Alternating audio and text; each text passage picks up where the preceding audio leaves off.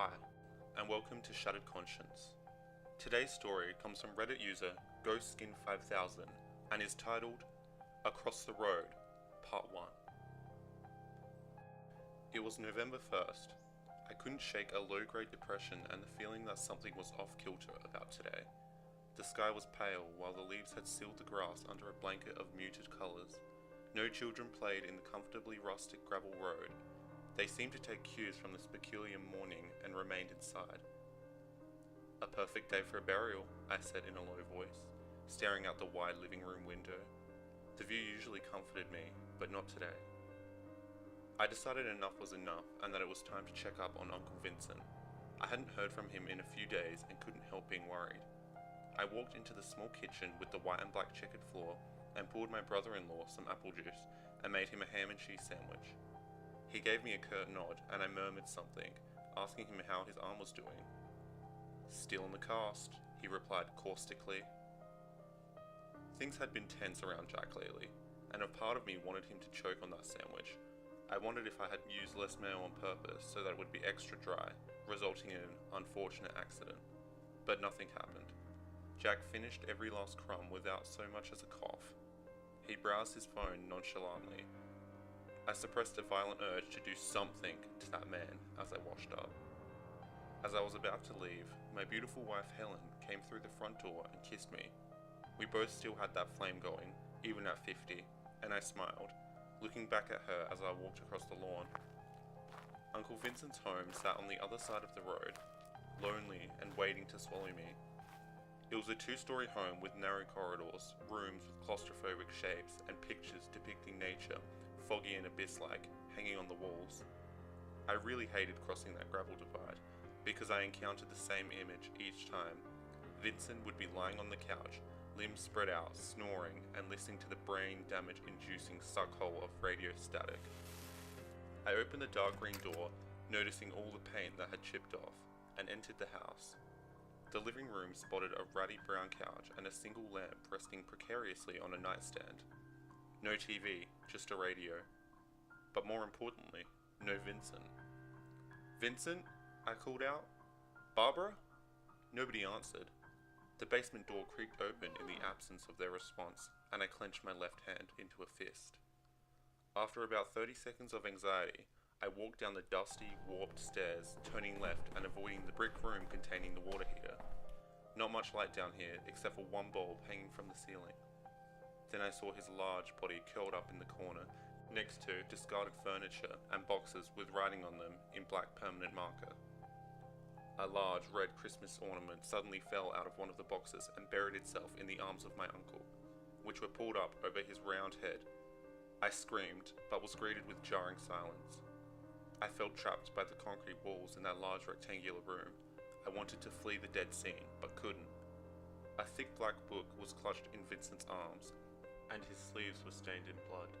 The words, "Final Thoughts," had been inscribed with, I guess, his overgrown fingernails.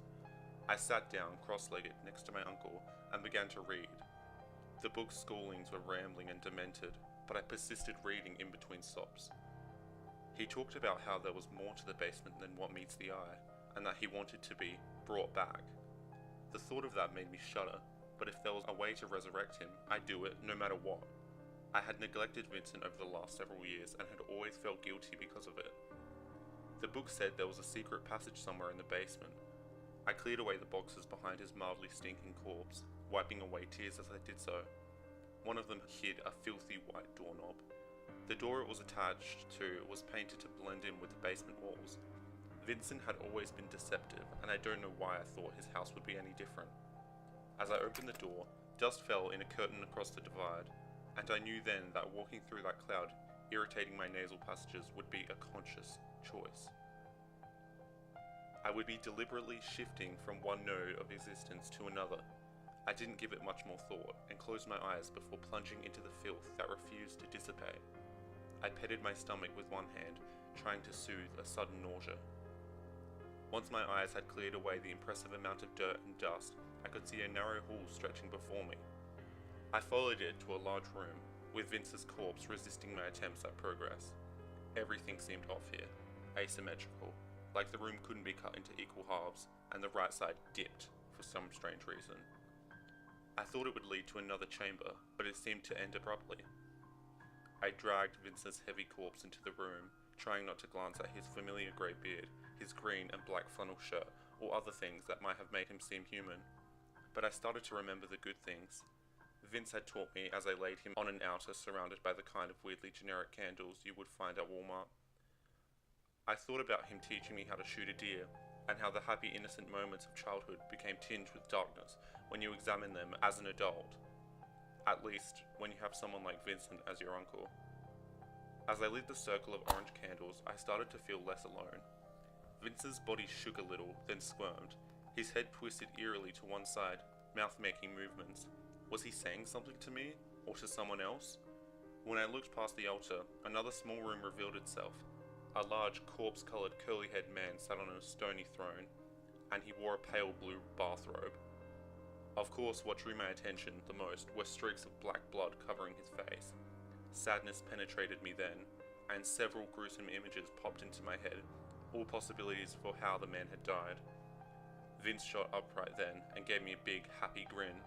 Blood filled those already muddy eyes and his mouth.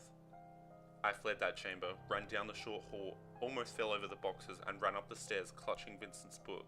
The world became a blur of objects and potential trip hazards as I blazed through the living room, across the lawn littered with dead leaves, and into my house. I caught my breath while leaning against the locked door. I had stained the door with my hands, but I didn't care. Jack shambled into the entry hall, and I winced, trying to hide my terror. Something wrong? Jack said with his usual angst. The grocery store was out of the Black Forest ham, I replied. He glanced at me, suspiciously, but didn't press the issue. Good. There was a clear pecking order that despite his murky history, he chose not to violate. Such familiar thoughts calmed me down, and eventually my breathing slowed. I think I'm coming down with something. Gonna go lie down for a bit, I said, faking a yawn. I went up the stairs, turning left into the bedroom. After I locked the door, I tried to rationalize concentration itself. Two corpses had just woken underground, bloodied and not looking the least bit benevolent. I knew the pieces of the puzzle had to be in final thoughts, Vince's poor attempt at literature. The only way out is to concentrate, I told myself. You can spin your wheels in endless anxiety, but you'll end up under the dirt, flailing your limbs. I prided myself for being calm and reliable under pressure, and so I sat down and started to read more of Vincent's thoughts. He talked about how the end was approaching, like a freight train, and how not having his driver's license diminished his freedom. He ranted about Barbara since the cop had told him he had called up the department and informed them of his penchant for drunk driving. I don't want children to get hurt, Barbara had supposedly said. But Vincent didn't care about the children, only running down raccoons on that gravel road leading to the grocery store I went to every day. And that led me back home in a state of complete peace.